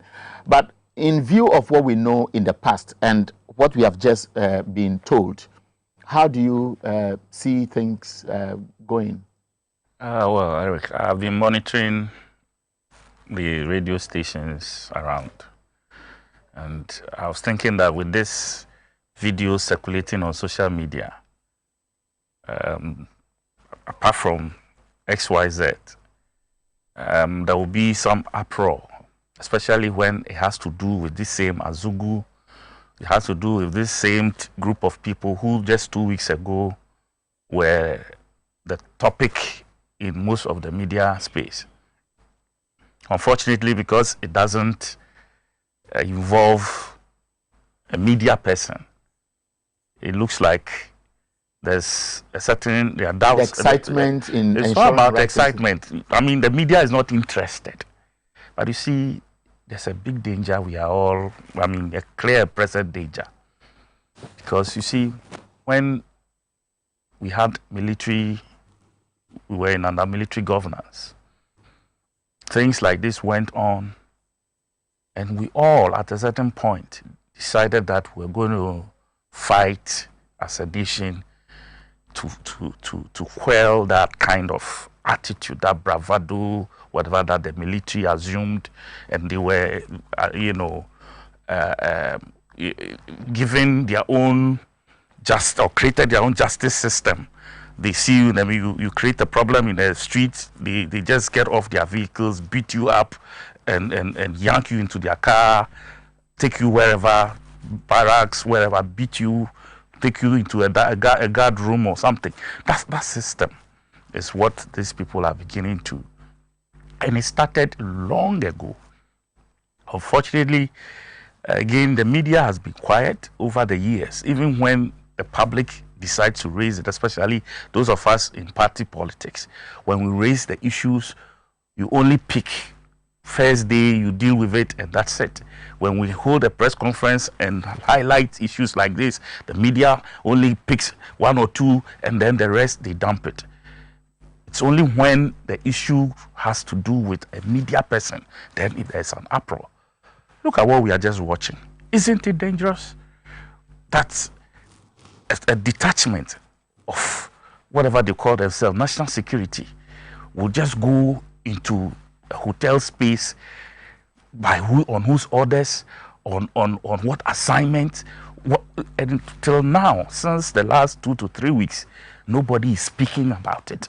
There has been a petition by an MP, and till now, nobody sees reason to even comment about it until the CCTV footage came out. You see, Eric, I don't know what else to say. Some of us, we are beginning to lose hope in our security system, especially, as I said to you, I grew up in barracks, different locations, and the discipline in the security system as I knew it, especially under this Nana Akufo-Addo regime, they are like scouts. Excuse my French. They are behaving like Boy Scouts. Not the military anymore. Not the police. It has lost control.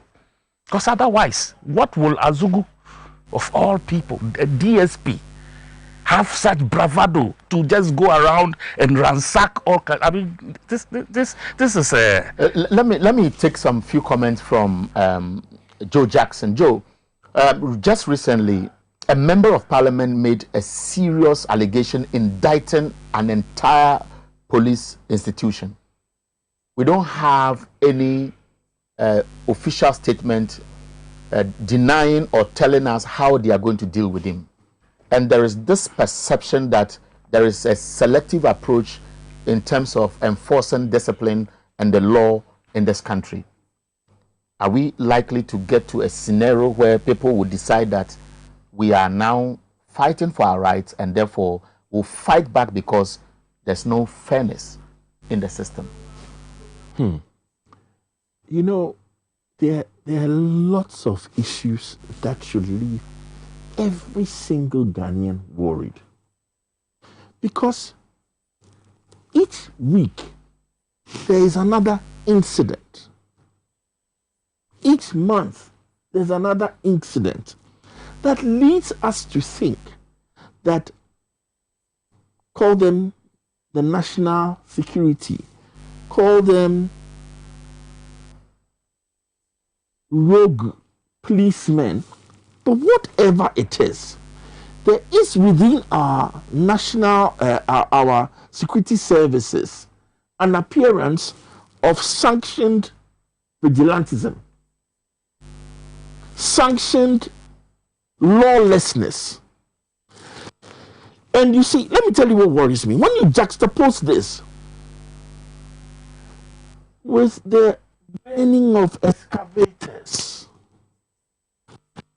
everything going on, then you start to ask yourself, where comes from this descent into lawlessness? And is it a certain attitude at the top that is trickling down? All of us have to be worried. And you see, there is a saying in Akan, but each of us have cause to be worried. When will it be my turn? When will we have operatives enter this studio because of something that we may have inadvertently said that was wrong? And it has us all worried. I am worried. I'm worried because why are we drifting to as a nation? Where did we get here? Where did this constant feeling that we have become lawless? We are taking extra legal approach to solving our problems? That the police, the national security think they can do things with impunity? No. Now, that's distressing. But there are implications, no matter how you would look at it. Somebody like me will put out a strong resistance. I know somebody like Edwasari will do same. Now, if you look at the Rambo style with which they entered the facility, wielding loaded guns and taking positions, if there were elements there who knew their rights and were going to fight for it, what could have happened? You see, the challenge is this, and it's a challenge. If they came that way to my space, my home, my office, I'll lift a finger. How do I argue with an AK-47? No investigation is worth my life. And all we do is investigate. It's not worth it. And that is why I was asking, what are the consequences? So you see, that is why we must react. And I have to give the MP credit. Because the MP says, you've brought lawlessness into my constituency. You've attacked, listen, and it's easy to say, oh, they are Galamsey, so the taxi drivers to where they Galamsey. The money collected, where did it go? The gold collected, where did it go? Okay, we know we are burning excavators. Are we burning gold too? Are we burning the cash too? No, I have to ask. We all have to ask. And each and everyone must be worried. You must wake up and say, is this our country? Are we in the right direction? Are we so You see, what worries me is that there's a certain sense that we are so toothless to enforce our laws that we have to take extrajudicial judicial methods to enforce the law. But then why have a law? We have a law because it must be a system that is clear to both me and you what is right and what is wrong. And we must make sure that in that process, each one of us is dealt with fairly. Now, when we say, you see, it's weird. You're saying the law is there, but I cannot enforce it. The law is there, but if I try and do it by the rules and of the law, things will disappear, and huge machinery will blow up in smoke. So we've internalized the corruption. We've internalized sometimes what I'll call plain thievery. And our answer is that put the law aside. Let's take other methods to solve the problem. But sorry, the MP makes some significant allegations. A divisional commander who went to the scene was ruffled. Immigration officers who went there suffered same. And he said that the district chief executive, who is the regional security head, should have been in the known because the national security doesn't operate in vacuum. And then in his submission, he talks about monies collected because that is embedded in the allegation. And duly, if they are trained professionals, every item that are taken from you must be put on record. Inventory, yeah. They do the necessary entry, they sign, you sign, and they take it away. And it appears they don't happen. Is it that people in such operative environment are taking advantage to exploit the citizenry under the guise of fighting crime? Eric, this is armed robbery. Simple and short. This is armed robbery. Armed robbery, complete. Because, as you said, if it was a sanctioned operation by any authority, like you said, there would have been an inventory of any item collected. All of them, with signatures and everything. This was not the case. If you watched the footage, after they had left, the guy who took, I think, the big guy around to show them what happened in their absence, it means there was no such inventory. So this is robbery. Okay, and I think it is all part of the grand scheme. This whole we are fighting Galamsey mantra. So the minister, the deputy minister, and others, they are going around creating the impression that we are fighting Galamsey, burning of excavators, and yet you don't see the human beings behind the excavators. Somebody has just sat back and said, look, let me zoom in on this particular territory where once I get there, there's likely to be a certain prey.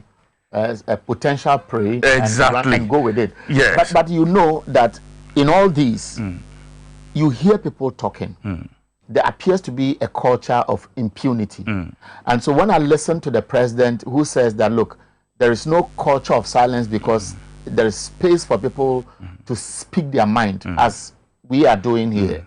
And the solutions are not going with our president is not serious. Then what really our are we president, up to? the president of Ghana, is not a serious man and could be any day. On the same platform, when he was making that statement, he was making reference to Joy FM of having raised issues that had to do with free SHS. So Joy FM spoke their mind, and the president says those defending government are also speaking their mind, and so it doesn't reflect the culture of silence. The reason why I'm tying it in is that it appears there is that pressure that would have come with a free space, free media, and free people speaking their mind would have put pressure on any authority to do the right thing if it is wrong.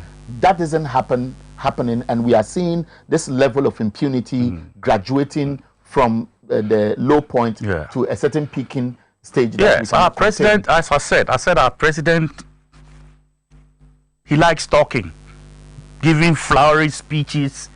He's not a serious person. He's not supposed to be taken seriously on any issue, because he says one thing and the opposite will be done, and he will tell you he is not aware about whatever is happening. Is he saying that he doesn't see, he doesn't hear all the mayhem that these national security boys are creating in the Galamsey site at the Kumasi, when they went and yanked out a whole national security boss and all these things happening? Is the president not hearing anything? So please. And are you suggesting actions are not being taken? He is complicit, if you ask me. Because otherwise, the very people you have appointed to take charge of these things are themselves the ones perpetrating these issues. Who is Azugu? Azugu is a police officer, okay, who has been sent on secondment to national security. And if he's involved in something akin to robbery, we all have seen this. They entered the place with masks on their faces. What was it for? If they wanted to be identified, why did they cover their faces? This is robbery. And remember, this security years ago, you remember Jack Beverly? Do you remember him? I do. So maybe Jack Beverly is playing back, and we are not watching. Do you foresee that this will end anytime soon? Because what I know is that DSP Azugu has been moved from national security back to the police headquarters to be reassigned or to be disciplined in future if the investigation on what basis? Is it on this case? No. Okay, he has been withdrawn to national headquarters, not on the basis of this case. I don't know why he was removed, but the fact is he has been removed. But let me take your concluding remark on this subject, then we'll move on to another topic. You know, let's not act as if the culture of silence is a black and white matter. It is a continuum. There is white here, and it moves gray till it gets black here. So that in that space, there will be incidents that show that we can talk. There will be also incidents that show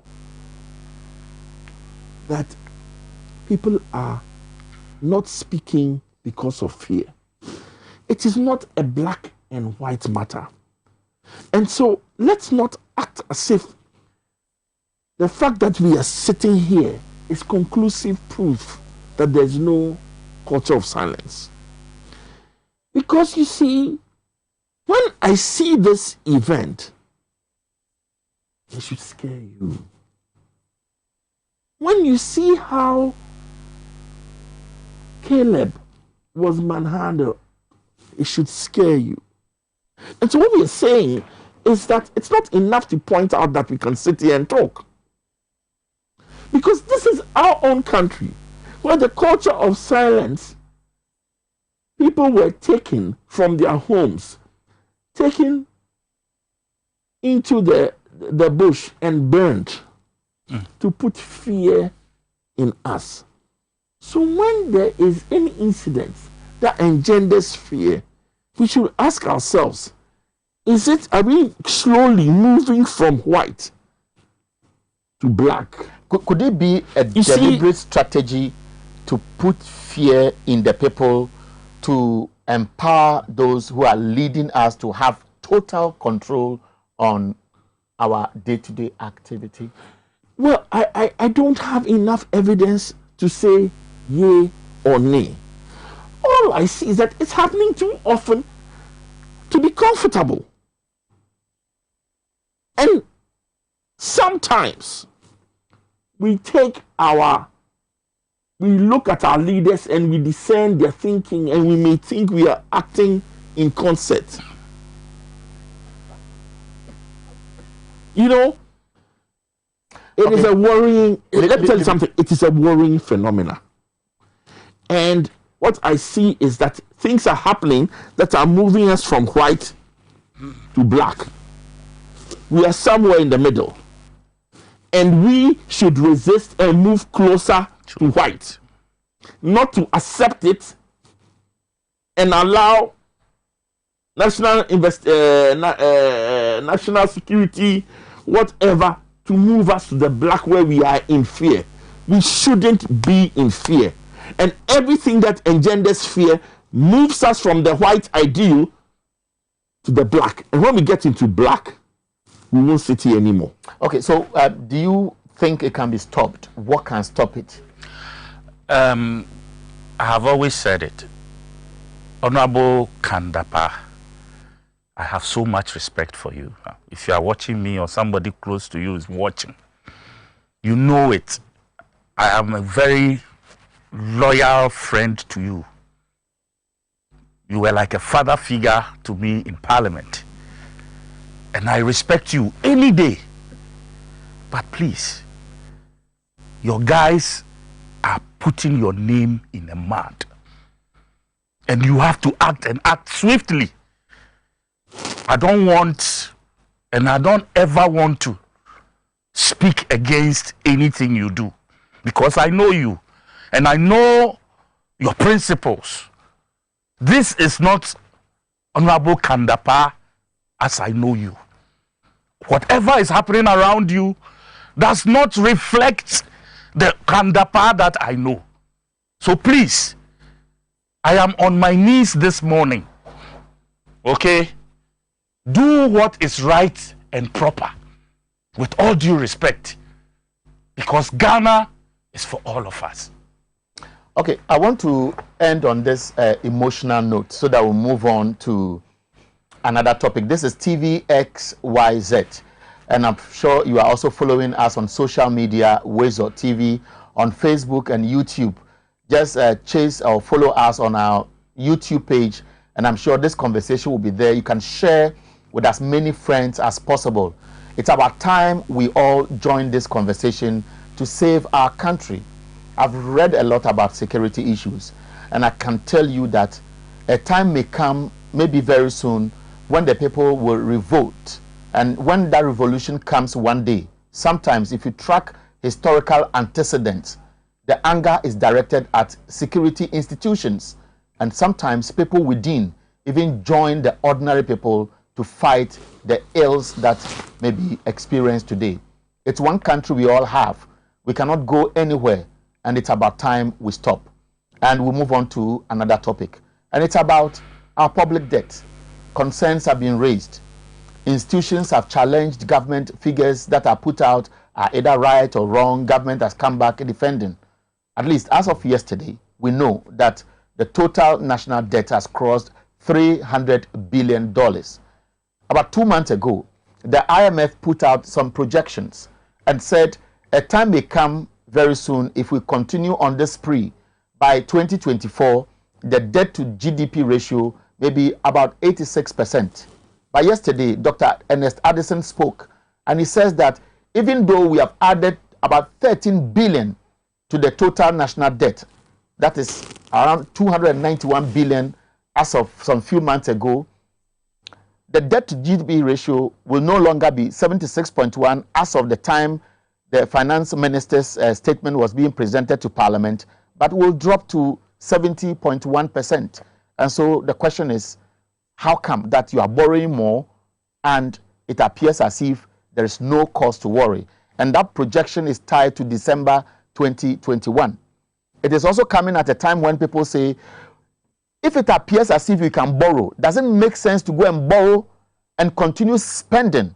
And that is what ties into the concern raised by the MP for North Tongue, Samuel Okudzeto-Ablakwa, that let's cut our coat according to our size. I'm putting all these together into one subject, the public purse. How do we protect it? And I'll start with somebody who understands the financial sector first, Joe Jackson. Joe, a good summary, and it's for you to talk. I'll give you 5 minutes to speak, and then I'll come in. First of all, forgive me, but we are arguing on the wrong things. And the debt to GDP ratio is a red herring. I'll tell you why.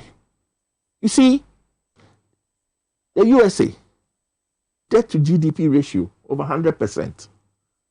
Japan, debt to GDP ratio over 100%. Ghana, 76, 71 is a number. It's neither here nor there. Let me tell you what the problem is. USA, how much of the revenue do you generate each year goes into servicing that over 100% GDP ratio? 11%. So, Ghana, how much do we spend? 49.7% projection according to this year's budget. What does it mean? These are all numbers. What does it mean? It doesn't matter that I have a loan to buy a house. So I went for 100,000 CD loan to buy a house. My pay is 1,000 CDs. Say, hey, you have borrowed 100 times your pay, isn't it? What matters is this. If you give me enough time, 10 years, and I'm only paying 100 CDs a month, I will survive. If the loan is such that my 1,000 CDs, I'm paying 500 CDs for the house. Hey, so you pay 500. 500 no can it's very abazi. It's a very abazi. School fees. School fees. Or to the Bobo Bossa, it's your school fees. You borrow to pay school fees. You will fall sick. You have to buy drugs. You borrow to pay drugs. Especially if in this household, I have a houseboy. I have a maid servant. And the maid servant and the houseboy and the other people, when you put their pay together, it takes another 500 cedis. That is Ghana today. When you take our salaries for the government employees, it takes 50%. When you take how much we've borrowed, and to pay the interest, not the principal, another 50%, we are flat broke.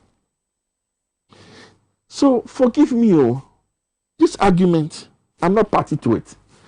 Let the government come and tell us that this quarter we have met our targets, we have exceeded our targets, so that our revenue is going higher. Then I will say, we just started implementing the new taxes. Don't you anticipate that going forward, perhaps in the second quarter, government would be able to tell us that, yes, with all the 5 or 6 taxes in the 2021 budget, that's what we've had? I'm waiting for it. It was sorry. And the taxes, I have a problem with the taxes, but that will take away from debt. Right now, we are borrowing too much. Nobody can run away from it. How do I say you are borrowing too much? Because you can't afford to pay. What determines whether you've borrowed, and I remember the example I give. If I go and take a loan of, I'm paying 1,000 cedis, and I go and take a loan of 5,000 cedis, and I'm paying 500 cedis a month, you have borrowed too much. The same 1,000 cedis a month, I can go and take 100,000 cedis loan. And if I'm paying 100 cedis a month, you are okay. So let's not argue about the size of the loan. Let's argue about the size of the salary. The terms and other terms. And the terms and conditions. And that's why the IMF said, stop borrowing from the Eurobond. Because the Eurobond, they'll give you the money, and they will charge you high for it. Borrow from your friends. Who are our friends in this case? The other institutions like the World Bank, IMF, etc., who will give us longer terms. They can give you 30 years and a small interest rate. But just last week, Charles Edubuahene, who is the Minister of State designate at the Finance Ministry. I think today, Deputy Minister. He was a Deputy Minister, but they now made him a Minister of State at the Finance Ministry. Okay. Has given a hint that government is looking at another $1 billion through the bond market, and there is an element in there that to be used to service some debts incurred as a result of the implementation of the free SHS. I always hear borrow and invest part of the money borrowed in infrastructure or in projects that will pay back. So you look at Atuabo Gas project, for example, could be one, and several others that are in there that we could refer to. And there's another element of what government may do with the intended expectation of the multiplier effect in future. So if you are building the human resource base, for example, the multiplier effect in future, 10, 15 years, could be huge. How do we manage this, especially when he raises so much serious concern about the penchant to go and borrow, where we celebrate because we say we were able to raise so much even though we were looking for this, but in there's nowhere to go. Have you read the write-up from Honorable Adongo? I have. Recently. It encapsulates this whole conversation. Those two, the minister and the Minister of State, they are business people. They benefit from the agonies they are, festering on us as citizens. Their companies are the ones benefiting the 3%, 2.5% arrangement and whatever fees. Okay?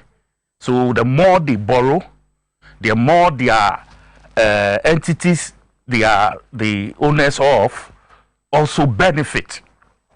So if you go and borrow $1 billion, $1 billion, and the arranger is getting 2.5% of $1 billion, go and do the math, and you will know how much some of these companies that these two men own are making off the debts they are inflicting on us. So for me, that should, you see, some of us, we are privy to so many information. I don't know which one of them you can consume on your platform. But some of us knew the intentions of people like Ken Oforiatta before they became finance ministers. They wanted their companies to become the first billionaires, dollar billionaires in this country. Is that not a wild... You can say so. That's why I said some of us, we are privy. Some of us. I'm not... It doesn't mean you should compulsorily know whatever I'm talking about. But we have ears on the ground. And what we heard then versus what we are seeing now feed into that perception. Even if it was something we thought was not right, whatever is happening now, the enterprise insurance companies, the data bank, and the blah, blah, blah, blah, blah, who are the beneficiaries of most of these loans and bonds that we have taken. But I sit here and I say, well, it's one of the claims we may have heard, but it's not a claim. I don't have proof. It is not a claim. Why? When they are doing these bond issues, those who do the financial engineering, we are privy to those behind. Yeah. So what are you saying? Am I lying? Is that what you are telling me? I am not suggesting so. Yeah. So please, the names of the companies are there, and they boldly come and tell you that they have the capacity, okay, to do the jobs. We've heard all manner of what's the word? Explanation why some of them were, even during the vetting, you had names that were mentioned of companies that the finance minister had hands in. So please, okay. So for me, I think that let me land. We are just in the wrong hands as a country. And unfortunately, only 6 months or 4 months, 5 months ago, we gave this same group of people another opportunity to take us down this trajectory. And for me, that is the sickness that I think Ghanaians have. because we knew they were taking us downstream. We saw all the things they did. They can't even account. They gave them 10 billion. You are here. They gave them 10 billion in Parliament to go, and the Bank of Ghana was given the opportunity to get, borrow 10 billion. How much did they spend? 22 billion. And we are here quiet. So yes, they have the guts to run us down. And we have our own parliament that is quiet. And my question is, why will Adongo not raise this issue on the floor of parliament? Is it not because he's tired? Because he knows his other colleagues are not interested in some of these issues?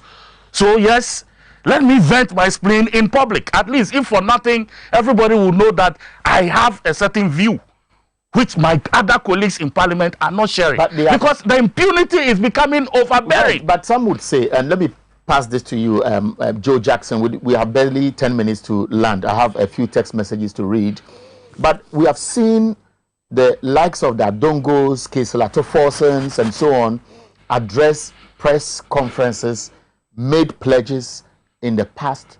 We have not been told how it ended. And therefore, if I sit on the fence as an ordinary Ghanaian and I see such level of vituperations out there, what assurance does it give me? Taking it from the concern he has raised. You know, I hear you, but I ask a question. I've seen Honorable Kujoto Ablakwa put a question in Parliament to say, come and answer over this allegation that we spent $15,000 an hour for a flight. Okujetu Ablakwa has even resigned from the appointments committee in times past. It's still an issue that is pending. So I will ask, if you have an allegation like Adongo has, put a question there. You see, we cannot on one hand say, let's work within the laws and the rules because it is for all of us our benefit. And yet sit down when allegations are made and are not made through the proper channel. I understand the frustrations, but you see, and I use Okujeto as an example. We've heard him loud and clear on the floor of Parliament. We're waiting for the appropriate response. If it doesn't come, we can all, as a people, judge. But your first recourse cannot be the open space. The open space. Your first recourse. That's why you are I hold the press conference. Then me. I'm a private citizen. I'm not in Parliament. Let me chip in quickly.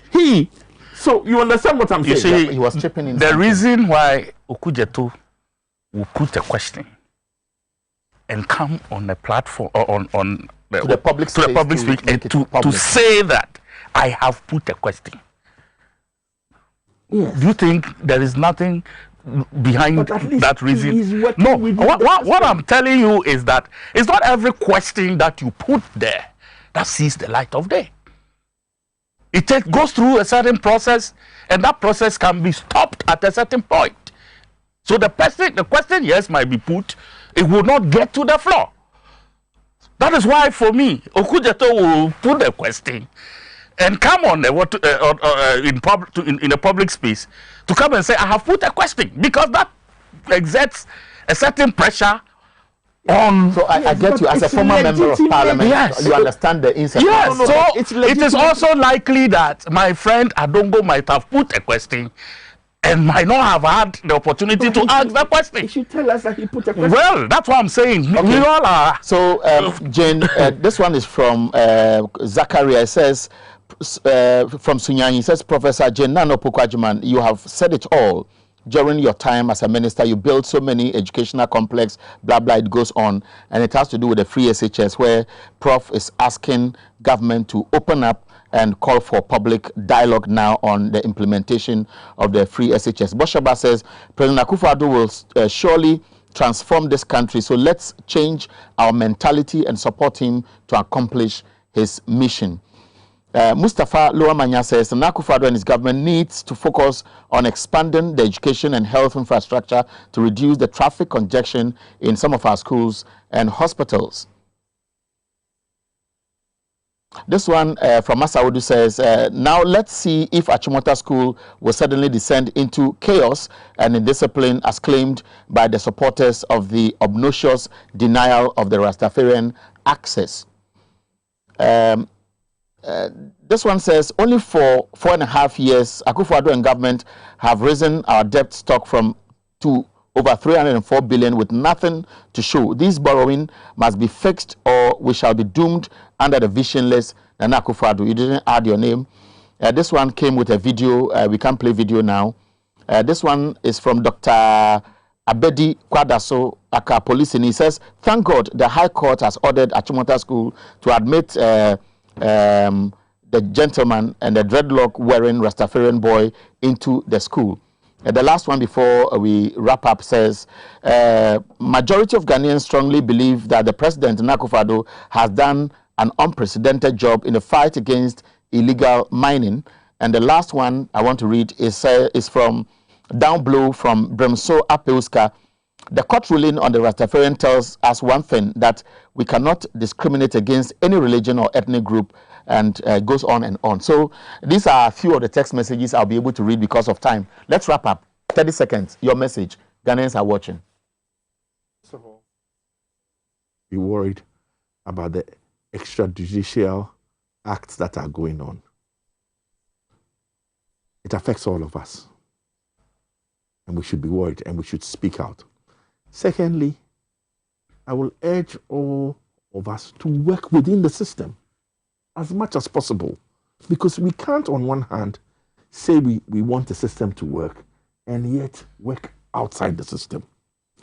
And that applies to everybody, from the head of state, His Excellency Nana Akufo-Addo, to the smallest policeman. That is my message for today. Edwasari, some 1 minute.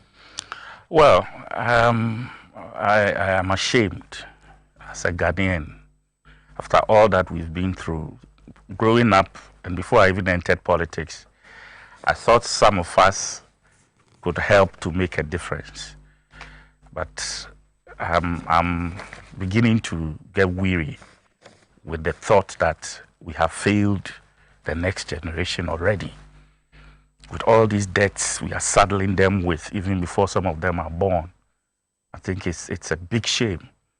And I always say that my brother, late brother, who was in the university in the 70s, in the morning they had free bread, they had milk, they had cheese and all other things served to them as breakfast. They ate chicken from their own university farms. They ate beef from their own animal research station and all of that.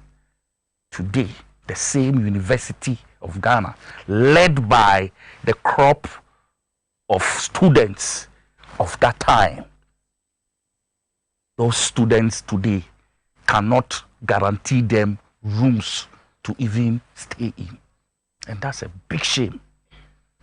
And if they have anything to give to this country, it should be giving their own children a piece of what they benefited.